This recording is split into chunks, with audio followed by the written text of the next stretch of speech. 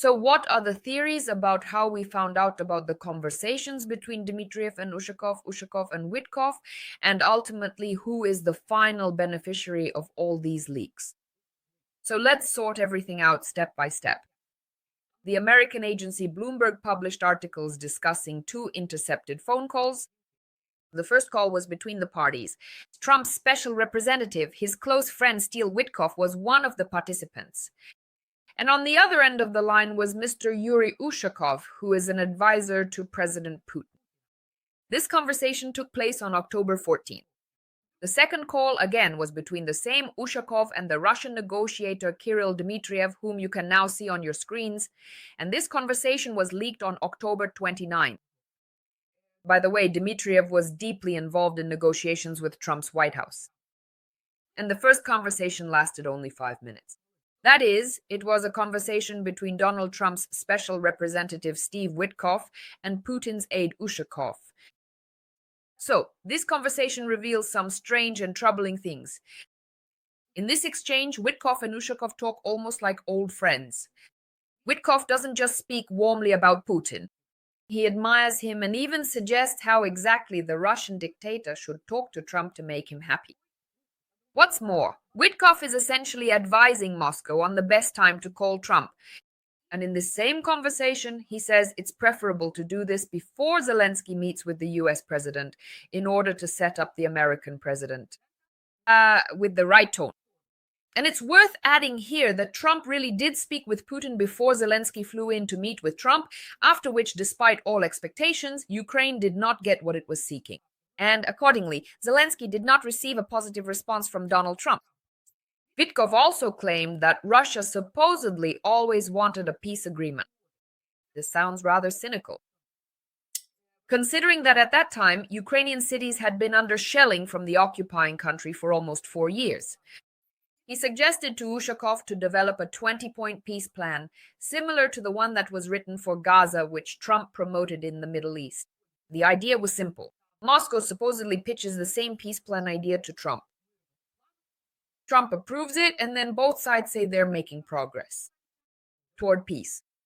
At the same time, Ukraine's real concessions would remain on the Kremlin's table. Vitkoff also cautiously hinted that he knew it was important for Russia to have control over the Donbas territory and possibly a territorial exchange. Ushakov listened attentively, agreed with the advice, and promised to pass it on to the Russian dictator. And most interestingly, Moscow actually followed some of Vitkov's recommendations. A few days before Zelensky's visit to the White House, Putin really does call Trump. He greets him as a man of peace, and this is exactly as Vitkoff suggested.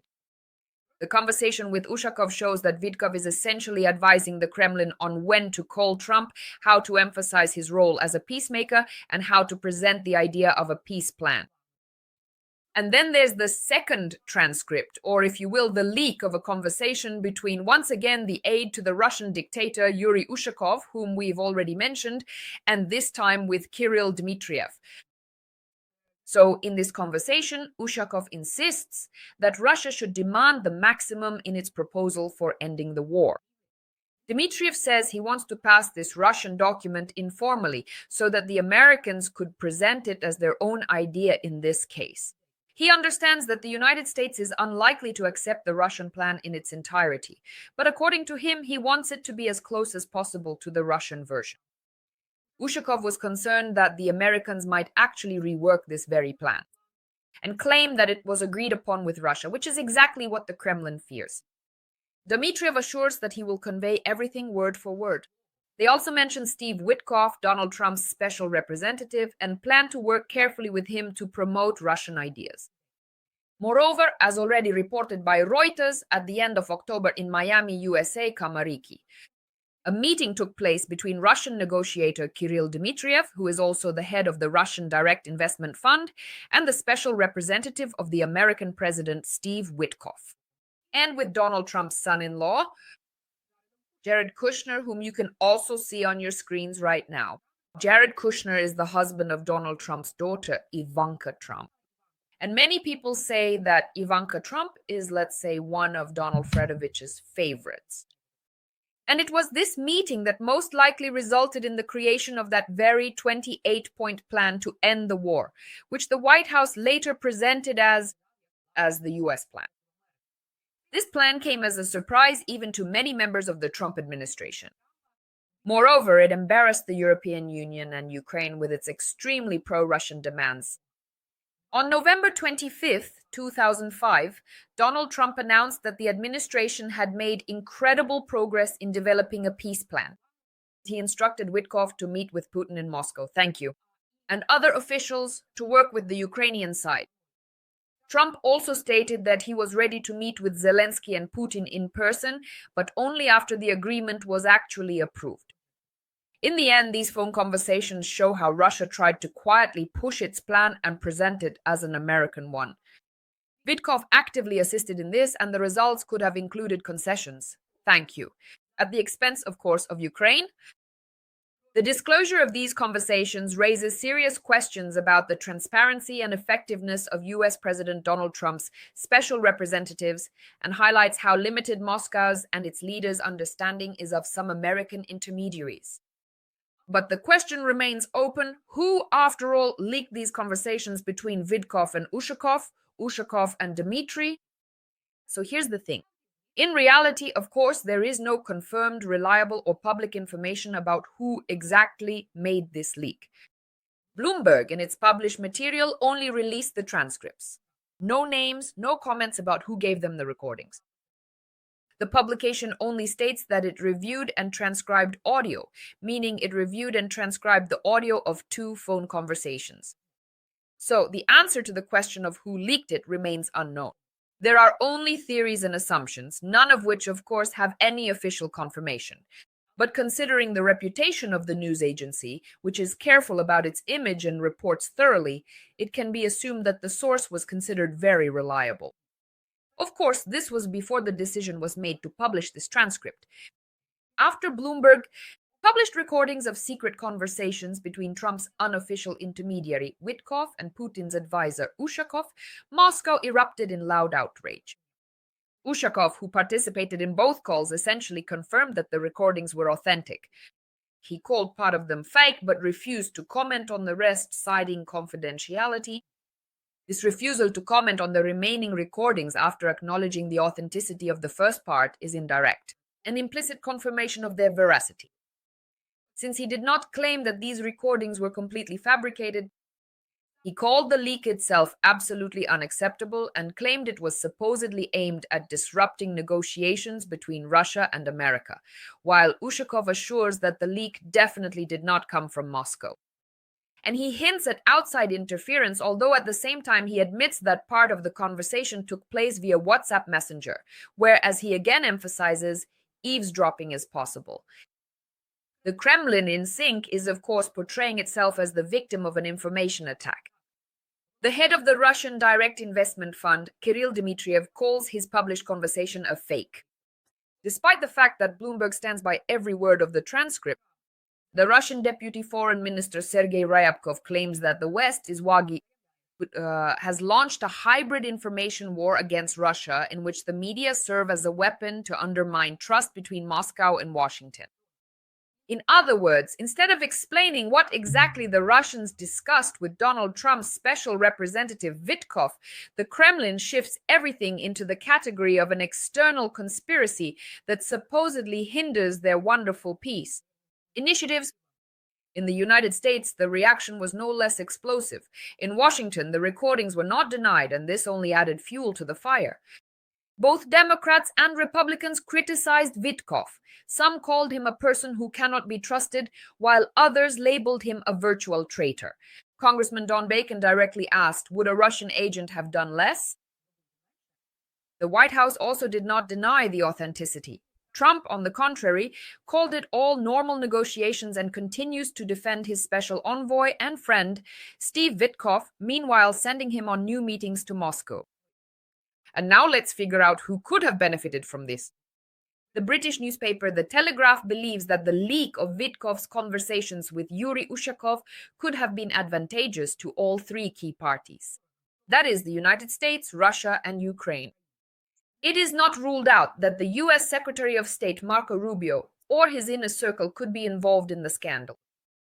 Media outlets note that the 28-point peace plan has triggered an obvious shadow war between the State Department and the White House. Rubio, who initially criticized and then defended this peace plan, was not aware of all the agreements that Vitkoff was actually promoting.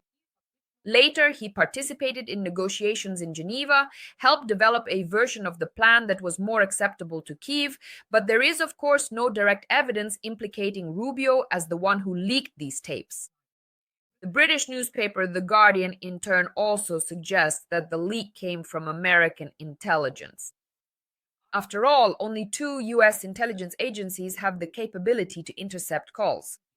We're talking about signals intelligence, cyber intelligence, access to various devices, specifically the Central Intelligence Agency, or CIA for short, and the National Security Agency. A possible reason for this leak is the dissatisfaction of certain individuals with the policy that the White House is pursuing regarding Ukraine and Russia. In turn, former head of the Moscow CIA station, Daniel Hoffman, whom you can see on your screens now, noted that it's difficult to guess who could have done this. In his opinion, it could be 100 million different things. In particular, someone on the Russian side may be trying to damage the reputation of the leak source. Meanwhile, Russian intelligence services have a long history of intercepting and publishing diplomatic and various types of confidential political calls. But there are no obvious motives for Moscow to compromise Vitkoff and also compromise Ushakov, a key aide to Putin. And of course, Vitkoff, as we understand, is the most friendly interlocutor for Russia in the Trump administration.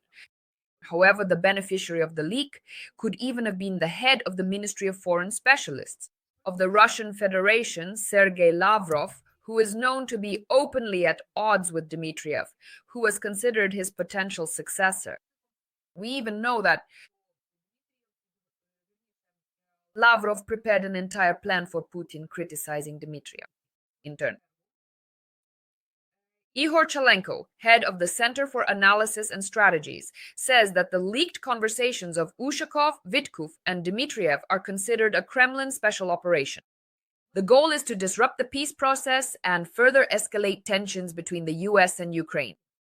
Chalenko explains that there is still a chance for the peace track to succeed, but it is gradually fading. He adds that the plan developed by Dmitry Vitkoff and promoted by the Trump administration could not be accepted by the Ukrainian side. After the plan was slightly adjusted, it became clear in Geneva that the Russian special services had carried out their own special operation to disrupt the entire process. Chalenko emphasizes that the leak of negotiations between Ushakov and Vitkoff, as well as between Ushakov and Dmitriev, appears to be an attempt by one of the Kremlin's influence groups to hinder the peace agreements. According to him, the Kremlin is now actively trying to undermine relations between the US and Ukraine. The publication of such phone conversations could not have happened without a direct order from Putin.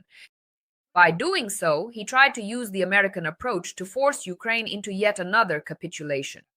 But this attempt failed, and now the process is reversing. Political scientist and international relations expert Maxim Nesvitailov believes that it was Russia who benefited from leaking these conversations. He explains that Ushakov, an advisor to the council, arranged a phone call between Trump and Putin before the meeting between Trump and Zelensky. The goal was for Putin to call Trump the president of peace and congratulate him on his success in resolving the conflict between Israel and Hamas.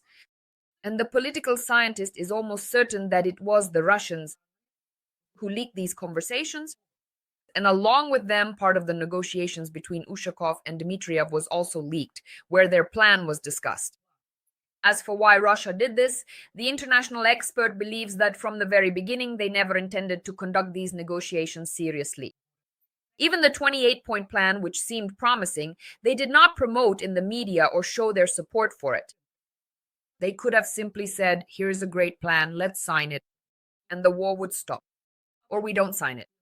Then, of course, all the blame would fall on Ukraine. This would have created enormous pressure on our country, but Russia is not interested in ending the war. According to the expert, the goal was completely different: to sow discord, to divide Ukraine and its allies, to test how much they could influence, to create chaos, and at the same time to buy time in order to delay the sanctions that are so painful for Russia. It is possible, of course, that the calls were leaked by the intelligence services of one of the European countries, we cannot rule that out either, who were alarmed by Vitkoff's pro-Russian stance. There is also a theory that Ukraine might have its own interest, its own motive to make this conversation public, as Kiev is extremely concerned about Vitkoff's role in the negotiations and seeks to undermine his position, as well as to publicize the shocking scale of cooperation between the Kremlin and the White House advisor, according to one of the conspiracy theories. But the risk of a catastrophic quarrel with the Americans, if they are exposed, would likely make Ukrainian officials think twice. And it would also be an impressive technical breakthrough for the Ukrainian special services to have the ability to track conversations on WhatsApp, to record them, and then to leak them, especially since this conversation took place outside of Ukraine as well. Everyone, of course, talks about peace, but we still don't know the whole truth yet. The leak that turned diplomacy upside down shows one thing. When it comes to war, influence and control over allies do not exist here. There are only interests, and someone very influential decided to change the rules of this game. Whether they succeeded, we will see. With Agat, in the meantime, like this video, subscribe, and we'll see you in the next broadcasts. My name is Anastasiia Husarieva. Take care of yourselves and wash your hands with soap.